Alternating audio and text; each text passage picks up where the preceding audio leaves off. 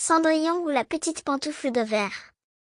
Il était une fois un gentilhomme qui épousa, en secondes noces, une femme, la plus hautaine et la plus fière qu'on eût jamais vue. Elle avait 2 filles de son humeur, et qui lui ressemblaient en toutes choses. Le mari avait, de son côté, une jeune fille, mais d'une douceur et d'une bonté sans exemple. Elle tenait cela de sa mère, qui était la meilleure personne du monde. Les noces ne furent pas plus tôt faites que la belle-mère fit éclater sa mauvaise humeur. Elle ne put souffrir les bonnes qualités de cette jeune enfant, qui rendait ses filles encore plus haïssables. Elle la chargea des plus viles occupations de la maison. C'était elle qui nettoyait la vaisselle et les montées, qui frottait la chambre de madame et celle de mesdemoiselles ses filles. Elle couchait tout au haut de la maison, dans un grenier, sur une méchante paillasse, pendant que ses sœurs étaient dans des chambres parquetées où elles avaient des lits des plus à la mode, et des miroirs où elles se voyaient depuis les pieds jusqu'à la tête. La pauvre fille souffrait tout avec patience et n'osait s'en plaindre à son père, qui l'aurait grondée, parce que sa femme le gouvernait entièrement. Lorsqu'elle avait fait son ouvrage, elle s'allait mettre au coin de la cheminée, et s'asseoir dans les cendres, ce qui faisait qu'on l'appelait communément dans le logis Cendrillon. Cependant Cendrillon, avec ses méchants habits, ne laissait pas d'être 100 fois plus digne que ses sœurs, quoique vêtue très magnifiquement. Il arriva que le fils du roi donna un bal et qu'il en pria toutes les personnes de qualité. Nos 2 demoiselles en furent aussi priées, car elles faisaient grande figure dans le pays. Les voilà bien aises et bien occupées à choisir les habits et les coiffures qui leur siéraient le mieux. Nouvelle peine pour Cendrillon, car c'était elle qui repassait le linge de ses sœurs et qui godronnait leurs manchettes. On ne parlait que de la manière dont on s'habillerait. Moi, dit l'aîné, je mettrai mon habit de velours rouge et ma garniture d'Angleterre. Moi, dit la cadette, je n'aurai que ma jupe ordinaire, mais, en récompense, je mettrai mon manteau à fleurs d'or et ma barrière de diamants, qui n'est pas des plus indifférentes. On envoya quérir la bonne coiffeuse pour dresser les cornettes à 2 rangs, et on fit acheter des mouches de la bonne faiseuse. Elles appelèrent Cendrillon pour lui demander son avis, car elle avait le goût bon. Cendrillon les conseilla le mieux du monde, et s'offrit même à les coiffer, ce qu'elles voulurent bien.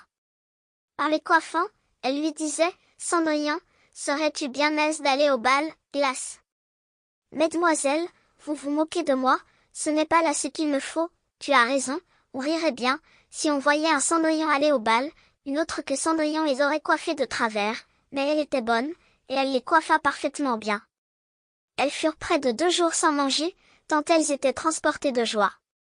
On rompit plus de 12 lacets, à force de les serrer pour leur rendre la taille plus menue, et elles étaient toujours devant le miroir. Enfin l'heureux jour arriva, on partit, et Cendrillon les suivit des yeux, le plus longtemps qu'elle put. Lorsqu'elle ne les vit plus, elle se mit à pleurer.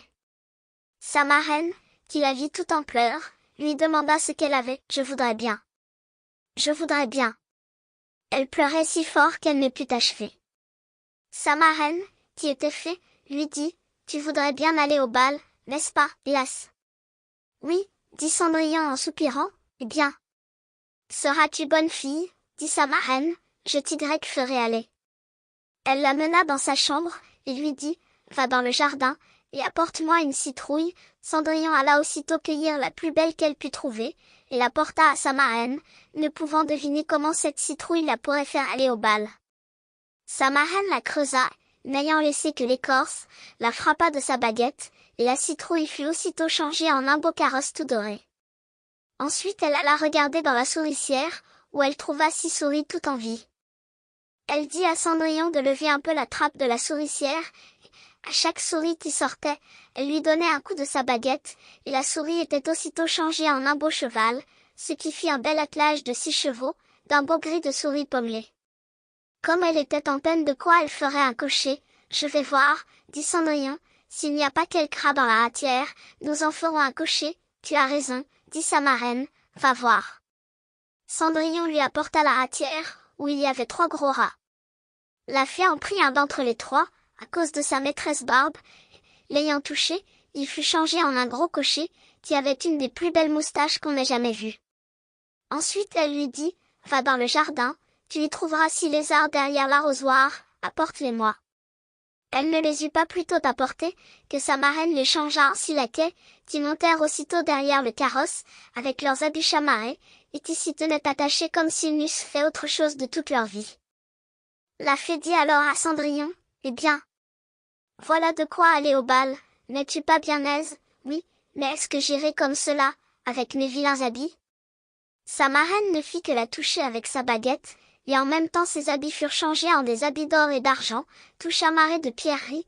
Elle lui donna ensuite une paire de pantoufles de verre, les plus jolies du monde. Quand elle fut ainsi parée, elle monta en carrosse, mais sa marraine lui recommanda, sur toute chose, de ne pas passer minuit, l'avertissant que, si elle demeurait au bal un moment davantage, son carrosse redeviendrait citrouille, ses chevaux des souris, ses laquais des lézards, et que ses beaux habits reprendraient leur première forme. Elle promit à sa marraine qu'elle ne manquerait pas de sortir du bal avant minuit. Elle part, ne se sentant pas de joie. Le fils du roi, qu'on alla avertir qu'il venait d'arriver une grande princesse qu'on ne connaissait point, courut la recevoir. Il lui donna la main à la descente du carrosse, et la mena dans la salle où était la compagnie. Il se fit alors un grand silence, on cessa de danser, et les violons ne jouèrent plus, tant on était attentif à contempler cet inconnu. Le roi même, tout vieux qu'il était, ne laissait pas de la regarder, et de dire tout bas à la reine qu'il y avait longtemps qu'il n'avait vu une si aimable personne. Toutes les dames étaient attentives à considérer sa coiffure et ses habits, pour en avoir, dès le lendemain, des semblables, pourvu qu'il se trouvât des étoffes assez belles, et des ouvriers assez habiles. Le fils du roi la mit à la place la plus honorable, et ensuite la prit pour la mener danser.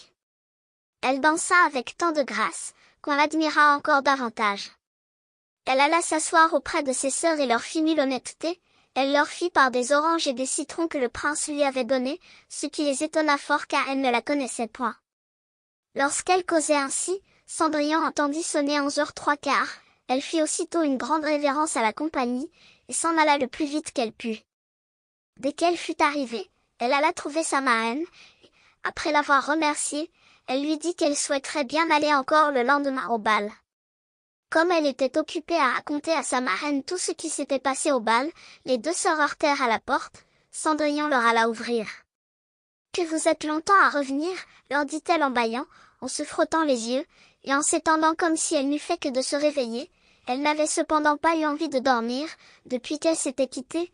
Si tu étais venue au bal, lui dit une de ses sœurs, tu ne t'y serais pas ennuyée. Y est venue la plus gentille princesse, la plus gentille qu'on puisse jamais voir. Elle nous a fait 1000 civilités, elle nous a donné des oranges et des citrons. » Cendrillon ne se sentait pas de joie, elle leur demanda le nom de cette princesse, mais elles lui répondirent qu'on ne la connaissait pas, que le fils du roi donnerait toute chose au monde pour savoir qui elle était. Cendrillon sourit et leur dit, « Elle était donc bien gentille? Mon Dieu! Que vous êtes heureuse! Ne pourrais-je point la voir? Hélas!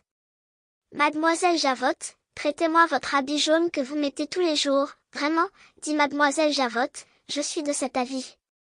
Prêtez mon habit à un vilain Cendrillon comme cela. Il faudrait que je fusse bien folle.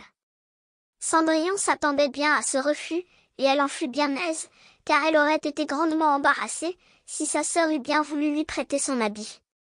Le lendemain, les deux sœurs furent au bal, et Cendrillon aussi, mais encore plus parée que la première fois. La jeune demoiselle ne s'ennuyait point et oublia ce que sa marraine lui avait recommandé, de sorte qu'elle entendit sonner le premier coup de minuit.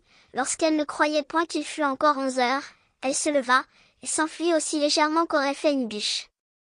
Le prince la suivit. Elle laissa tomber une de ses pantoufles de verre, que le prince ramassa bien soigneusement. Cendrillon arriva chez elle, bien essoufflée, sans carrosse, sans laquais, et avec ses méchants habits, rien ne lui étant resté de sa magnificence, qu'une de ses petites pantoufles, la pareille de celle qu'elle avait laissée tomber.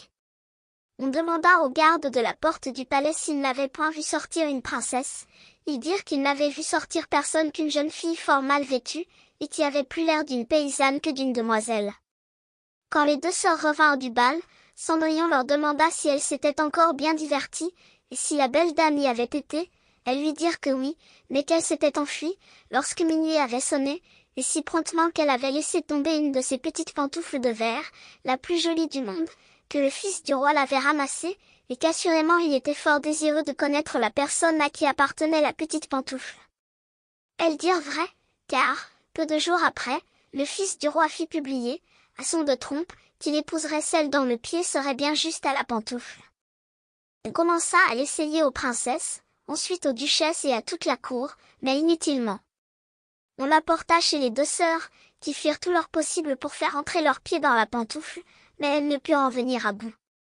Cendrillon, qui les regardait, et qui reconnut sa pantoufle, dit en riant, que je vois si elle ne me serait pas bonne. Ses sœurs se mirent à rire et à se moquer d'elle. Le gentilhomme qui faisait l'essai de la pantoufle, ayant regardé attentivement Cendrillon, dit que cela était très juste, et qu'il avait l'ordre de l'essayer à toutes les filles.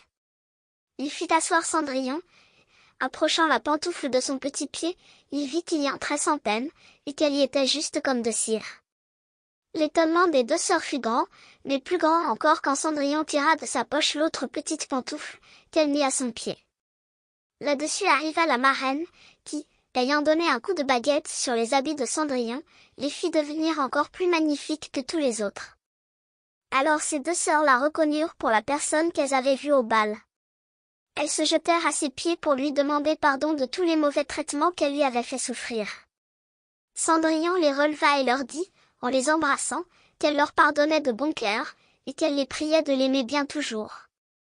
On la mena chez le jeune prince, parée comme elle était, et, peu de jours après, il l'épousa.